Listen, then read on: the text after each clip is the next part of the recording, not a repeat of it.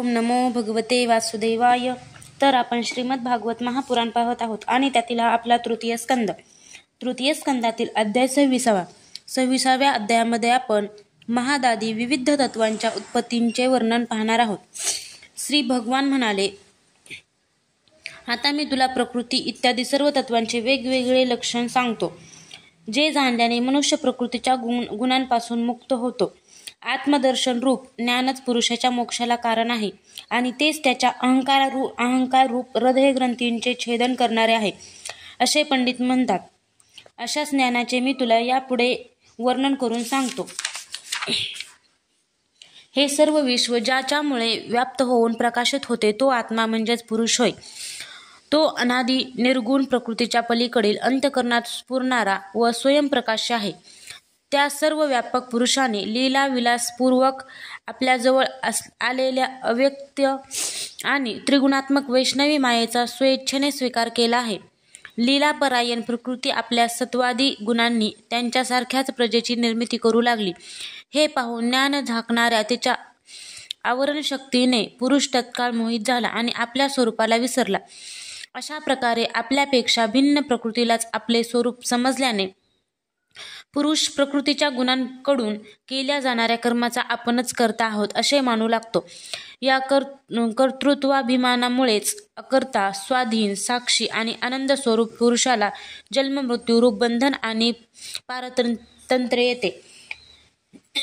कार्यरूप शरीर, कारणरूप इंद्रिय तसेच कर्तारूप इंद्रियाधिष्ठा त्या देवता यांना पुरुष जो मी मानतो त्याला प्रकृती हेच कारण आहे असे पंडित मानतात. तसेच वास्तविक प्रकृतीच्या पलीकडचा असूनही तो प्रकृतीमध्येच राहतो त्या पुरुषाला सुख दुःख भोगण्याचे कारण मानले जाते. देवहूती म्हणाली, हे पुरुषोत्तम, या विश्वातील स्थूल सूक्ष्म कार्य ज्यांचे स्वरूप आहे तसेच जे यांचे कारण आहे ती प्रकृती आणि पुरुष यांची लक्षणे सुद्धा आपण मला सांगावी. श्री भगवान म्हणाले, जे त्रिगुणात्मक अव्यक्त नित्य आणि कार्यकारण रूप आहे तसेच अव्यक्त असूनही संपूर्ण व्यक्त पदार्थांचा आश्रय आहे त्या प्रधान नावाच्या तत्वालाच प्रकृती म्हणतात. पंचमहाभूते, 5 तन्मात्रा, 4 अंतःकरणे, मन, बुद्धी, चित्त, अहंकार आणि 10 इंद्रिय या 24 तत्वांच्या समूहाला विद्वान लोक प्रकृतीचे कार्य मानतात. माझ्या मते पृथ्वी, जल, तेज, वायू आणि आकाश ही पंचमहाभूते व गंध, रस, रूप, स्पर्श आणि शब्द या त्यांच्या 5 तन्मात्रा आहेत. कान, त्वचा, डोळे, जीभ, नाक, वाणी, हात, पाय, शिश्न आणि गुद्द ही 10 इंद्रिय होत. मन, बुद्धी, चित्त आणि अहंकार या 4 रूपात असलेले एकच अंतःकरण आपला संकल्प, निश्चय, चिंतन आणि मी ची जाणीव अशा 4 प्रकारच्या वृत्तींनी ओळखले जाते. अशा प्रकारे मी सगुण ब्रह्माचा आकार विशेष म्हणून ही 24 तत्वांची संख्या सांगितली. याखेरीज जो काळ आहे ते 25वे तत्व होय. मायेचे कार्य असलेल्या देह इत्यादींचा मी मानून आपल्यालाच करता मानणाऱ्या जीवालाच ज्याचे भय वाटते त्या काळाला वेगळे तत्व न मानता काही जण ईश्वराची संहारक शक्ती मानतात. हे मनुपुत्री, ज्याच्या प्रेरणेमुळे गुणांची साम्यावस्था रूप अव्यक्त प्रकृतीत गती उत्पन्न होते त्या भगवानांनाच काल म्हणतात. अशा प्रकारे जे आपल्या मायेच्या द्वारे सर्व प्राण्यांमध्ये जीवरूपाने आणि बाहेर कालरूपाने व्यक्त आहेत ते भगवानच 25वे तत्व आहेत. जेव्हा परमपुरुषाने जीवांच्या अदृष्टानुसार कार्यप्रवण झालेल्या समस्त जीवांचे उत्पत्तीस्थान अशा मायेमध्ये चैतन्यरूप वीर्य स्थापित केले तेव्हा त्यापासून तेजोमय महत्त्व उत्पन्न झाले. लय विक्षेपादी रहित तसेच जगाचे अंकुर रूप या महत्त्वाने आपल्यात असलेल्या विश्वाला प्रकट करण्यासाठी आपल्या स्वरूपाला आच्छादित करणाऱ्या प्रलयकालीन अंधकाराला आपल्याच तेजाने नाहीसे केले. जे सत्व गुणमय स्वच्छ शांत आणि भगवंताच्या उपलब्धीचे स्थानरूप चित्त आहे तेच महत्त्व आहे आणि त्यालाच वासुदेव म्हणतात. ज्याप्रमाणे पाणी आपल्या मूळ अवस्थेमध्ये अत्यंत स्वच्छ, विकारशून्य आणि शांत असते त्याचप्रमाणे स्वाभाविक अवस्थेत स्वच्छ, अविकारी आणि शांत असणारे ते चित्त असे हे वृत्तीसह चित्तांचे लक्षण सांगितले आहे. त्यानंतर भगवंतांच्या वीर्यरूप चित्तशक्तीपासून उत्पन्न झालेल्या महतत्वाच्या क्रियाशील होण्याने त्यापासून क्रियाशक्तीप्रधान असा अहंकार उत्पन्न झाला. तो वैकारिक, तेजस आणि तामस भेदाने 3 प्रकारचा आहे. त्यापासूनच क्रमश मन, इंद्रिय आणि पंचमहाभूतांची उत्पत्ती झाली. या भूत, इंद्रिय आणि मनरूप अहंकारालाच पंडित लोक साक्षात संकर्षण नावाचा 1000 शिरे असलेला अंतर्देव म्हणतात. या अहंकाराचे देवता रूपाने कर्तृत्व, इंद्रिय रूपाने करणत्व आणि पंचभूत रूपाने कार्यत्व हे लक्षण आहे. तसेच सत्वादी गुणांच्या संबंधाने शांतत्व, घोरत्व आणि मूढत्व ही सुद्धा याचीच लक्षणे होत.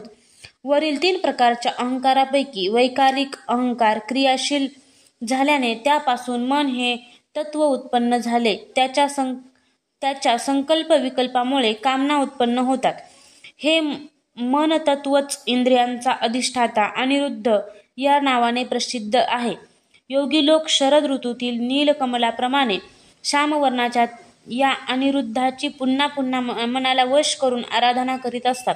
हे साध्वी, पुढे तेजस अहंकार क्रियाशील झाल्याने त्यापासून बुद्धित्व उत्पन्न झाले. वस्तूंचे स्फुरणरूप विद्वान आणि इंद्रियांच्या कामात सहाय्य करणे हे बुद्धीचे कार्य आहे. वृत्तींच्या भेदामुळे संशय, विपरीत ज्ञान, निश्चय, स्मृती आणि निद्रा ही बुद्धीची निरनिराळी लक्षणे होत. इंद्रिय हे सुद्धा तेजस अहंकाराचेच कार्य होत.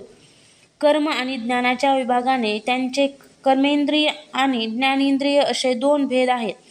यामध्ये कर्म ही प्राणांची आणि ज्ञान बुद्धीची शक्ती होय. भगवंतांच्या चेतनाशक्तीच्या प्रेरणेने तामस अहंकार विकृत होऊन त्यापासून शब्द तन्मात्रेची उत्पत्ती झाली. शब्द तन्मात्रेपासून आकाश उत्पन्न झाले. शब्दांचे ज्ञान त्रयेंद्रिय करून देते. शब्दांच्या अर्थाचे ज्ञान करून देणे, न दिसणाऱ्याही बोलणाऱ्याच्या स्थानांचे ज्ञान करून देणे आणि आकाशाचे सूक्ष्म रूप असणे हीच विद्वानांच्या मते शब्दाची लक्षणे होत. सर्व वस्तूंना पोकळी उपलब्ध करून देणे, सर्वांच्या आत बाहेर राहणे, तसेच प्राण, इंद्रिय आणि मन यांचा आश्रय होणे ही आकाशाची कार्यरूप लक्षणे होत. नंतर शब्द तन्मात्रेचे कार्य असणाऱ्या आकाशात कालगतीने विकार झाल्या कारणाने स्पर्श तन्मात्र उत्पन्न झाले आणि त्यापासून वायू उत्पन्न झाला. स्पर्शाचे उत्तम ज्ञान त्वचा करून देते. कोमलता, कठोरता, शीतलता, उष्णता आणि वायूंचे सूक्ष्म रूप असणे ही स्पर्शाची लक्षणे होत. वृक्षाच्या फांद्या इत्यादींना हलविणे, तृण इत्यादींना एकत्रित करणे, सगळीकडे पोहोचविणे, गंधयुक्त द्रवाला नाकाजवळ तसेच शब्दाला कानाजवळ नेणे, त्याचप्रमाणे सर्व इंद्रियामध्ये कार्यशक्ती उत्पन्न करणे ही वायूच्या वृत्तीची लक्षणे होत. त्यानंतर देवाच्या प्रेरणेने स्पर्श तन्मात्र विशिष्ट वायूच्या विकृत होण्याने रूप तन्मात्र उत्पन्न झाले. तसेच त्यापासून तेज आणि रूपाला प्रकट करणाऱ्या ज्ञानेंद्रियाचा उगम झाला. हे साध्वी, वस्तूच्या आकाराचे ज्ञान करून देणे, पदार्थाच्या अंगरूपाने असणे, पदार्थाचा जसा आकार, प्रकार आणि परिणाम इत्यादी असेल तसेच त्याचे स्वरूप दाखविणे आणि तेजोरूप असणे या सर्व तन्मात्राच्या वृत्ती होत. रूप तन्मात्राच्या वृत्ती होत. चमकणे, पक्व करणे, थंडी दूर करणे, सुकविणे, तहान भूक उत्पन्न करून त्यांच्या निवृत्तीकरिता भोजन करणे, पाणी पिणे या तेजाच्या वृत्ती होत. नंतर देवाच्या प्रेरणेने रूप तन्मात्रमय तेज विकृत झाल्याने त्यापासून रसतन्मात्र उत्पन्न झाले आणि त्याच्यापासून पाणी व रसाला ग्रहण करणारी जीभ उत्पन्न झाली. एकच रस भौतिक पदार्थाशी संयोग झाल्याने तुरट, गोड, तिखट, कडू, खारट, आंबट इत्यादी अनेक प्रकारचा होतो. भिजविणे, माती इत्यादींचा गोळा करणे, तृप्त करणे, जिवंत ठेवणे, तहान भागविणे, पदार्थांचा मृदू बनविणे, उष्णता नाहीशी करणे आणि विहिरी इत्यादीतून बाहेर काढल्यावरही तेथे पुन्हा पुन्हा प्रकट होणे या पाण्याच्या वृत्ती आहेत. यानंतर दैवाने प्रेरित झाल्याने पाणी विकृत होऊन त्यापासून गंध तन्मात्र उत्पन्न झाले आणि त्यापासून पृथ्वी व वास ग्रहण करणारे नाक प्रकट झाले.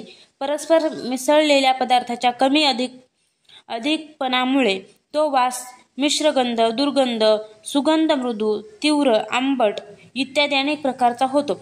प्रतिमा इत्यादी रूपांनी ब्रह्मांचे साकार होणे, पाणी इत्यादी कारण तत्वांपासून भिन्न अशा दुसऱ्या कोणत्याही आश्रयाची अपेक्षा केल्याखेरीज राहणे, पाणी इत्यादी अन्नपदार्थांना धारण करणे, आकाश इत्यादी विभाग प्रतिमा इत्यादी रूपांनी ब्रह्मांचे साकार होणे, पाणी इत्यादी कारण तत्वापासून भिन्न अशा दुसऱ्या कोणत्याही आश्रयाची अपेक्षा केल्याखेरीज राहणे, पाणी इत्यादी अन्य पदार्थांना धारण करणे, आकाश इत्यादींचे विभाग दाखविणे, घटाकाश, मठाकाश इत्यादी, तसेच सर्व प्राण्यांच्या स्त्रीत्व, पुरुषत्व इत्यादी गुणांना प्रकट करणे ही पृथ्वीची कार्यरूप लक्षणे आहेत.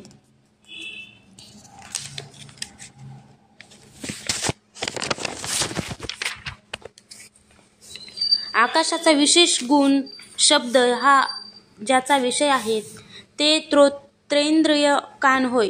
वायूचा विशेष गुण स्पर्श हा ज्याचा विषय आहे ते त्वगिंद्रिय त्वचा होय.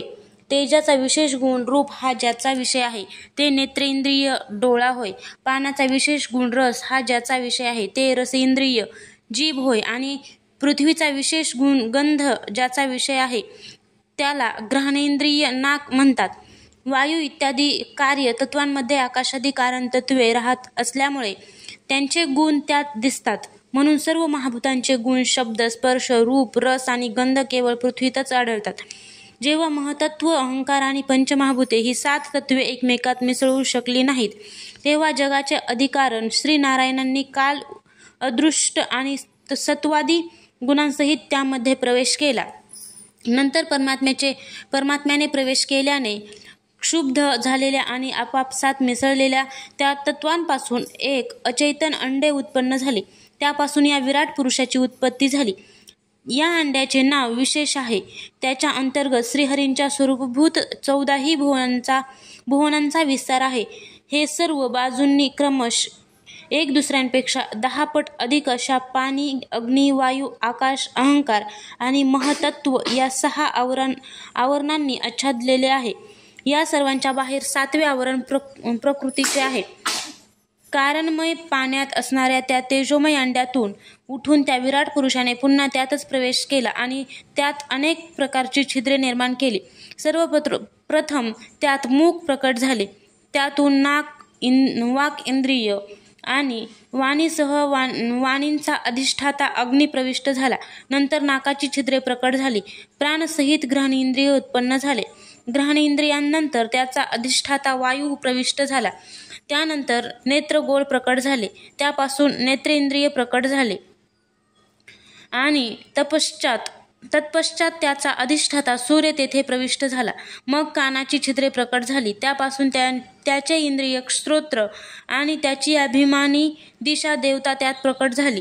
यानंतर त्या विराट पुरुषाला त्वचा उत्पन्न झाली. त्यापासून छिद्रे व तेथे दाढी, मिशा तसेच डोक्यावरील केस प्रकट झाले. यानंतर त्वचेची देवता औषधी उत्पन्न झाल्या. नंतर लिंग प्रकट झाले. त्यापासून वीर्य आणि वीर्यानंतर लिंगाची अभिमानी जलदेवता उत्पन्न झाली. नंतर गुदद्वार प्रकट झाले. त्यापासून अपान वायू आणि अपमानानंतर त्याची अभिमानी लोकांना भयभीत करणारी मृत्यूदेवता प्रकट झाली. त्यानंतर हात प्रकट झाले. त्यापासून बल आणि बलानंतर हस्तेंद्रियाचा अभिमानी इंद्र प्रकट झाला. नंतर चरण प्रकट झाले. त्यापासून गती, गमनाची क्रिया आणि मग चरणांची अभिमानी विष्णू देवता प्रकट झाली. नंतर त्या विराट पुरुषाला नाड्या उत्पन्न झाल्या. त्यापासून रक्त उत्पन्न झाले आणि नंतर त्यांच्या अभिमानी देवता नद्या प्रकट झाल्या. नंतर पोट प्रकट झाले.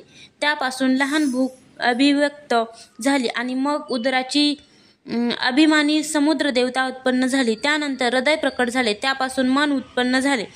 नंतर त्याचा अभिमानी चंद्र उत्पन्न झाला. नंतर हृदयापासून बुद्धी आणि त्याचा अभिमानी ब्रह्मदेव प्रकट झाला. नंतर अहंकार व त्या पाठोपाठ त्याची अभिमानी रुद्र देवता प्रकट झाली. यानंतर चित्त आणि त्याचा स्वाभिमानी क्षेत्रज्ञ प्रकट झाला. जेव्हा या क्षेत्रज्ञाव्यतिरिक्त सर्व देवता उत्पन्न होऊन सुद्धा विराट पुरुषाला ठरविण्यास असमर्थ ठरल्या तेव्हा त्याला उठवण्यासाठी त्याला देवता क्रमश पुन्हा आपापल्या उत्पत्ती स्थानामध्ये प्रविष्ट होऊ लागल्या. अग्नीने वाणीसह मुखामध्ये प्रवेश केला, परंतु त्यामुळे विराट पुरुष उठला नाही. वायूने घ्राणेंद्रियासह नाकाच्या छिद्रात प्रवेश केला, तरी सुद्धा विराट पुरुष उठला नाही. सूर्याने चक्षुसह नेत्रात प्रवेश केला, तरी पण विराट पुरुष उठला नाही. दिशांनी घ्राणेंद्रियांसहित कानामध्ये प्रवेश केला, पण विराट पुरुष उठला नाही. औषधींनी रोमांसहित त्वचेमध्ये प्रवेश केला, पण विराट पुरुष उठला नाही. पाण्याने वीर्यासह लिंगामध्ये प्रवेश केला, तरी सुद्धा विराट पुरुष उठला नाही. मृत्यूने अपानाबरोबर गृहस्थानात प्रवेश करूनही विराट पुरुष उठला नाही. इंद्राने शक्तीसह हातांमध्ये प्रवेश केला, परंतु यानेही विराट पुरुष उठला नाही. विष्णूने गतीसह चरणांमध्ये प्रवेश केला, तरी विराट पुरुष उठला नाही. नद्यांनी रक्तांसह नाड्यांमध्ये प्रवेश केला, तरीही विराट पुरुष उठला नाही. समुद्राने तहान भुकेसह उदरामध्ये प्रवेश केला, तरीही विराट पुरुष उठला नाही. चंद्राने मनासहित हृदयात प्रवेश केला, पण त्यानेही विराट पुरुष उठला नाही. ब्रह्मदेवाने बुद्धीसहित हृदयात प्रवेश केल्यानंतरही विराट पुरुष उठला नाही. रुद्राने अहंकारासहित त्याच हृदयात प्रवेश केला, पण विराट पुरुष उठला नाही. परंतु जेव्हा चित्ताचा अधिष्ठाता त्रेतज्ञ भगवान वासुदेव यांनी चित्तासहित हृदयात प्रवेश केला, त्याचबरोबर विराट पुरुष पाण्यामधून उठून उभा राहिला. ज्याप्रमाणे लोकांमध्ये प्राण, इंद्रिय, मन आणि बुद्धी चित्ताचा अधिष्ठाता असणाऱ्या क्षेत्रज्ञाच्या सहाय्याशिवाय झोपलेल्या प्राण्याला आपल्या शक्तीने उठवू शकत नाहीत, त्याप्रमाणे विराट पुरुषाला सुद्धा क्षेत्रज्ञ परमात्म्याशिवाय उठविता येत नाही. म्हणून भक्ती, वैराग्य आणि चित्ताच्या एकाग्रतेतून प्रकट झालेल्या ज्ञानाने त्या अंतरात्मस्वरूप क्षेत्रज्ञाचे या शरीरात साक्षी रूपाने चिंतन केले पाहिजे. अध्याय 26 समाप्त.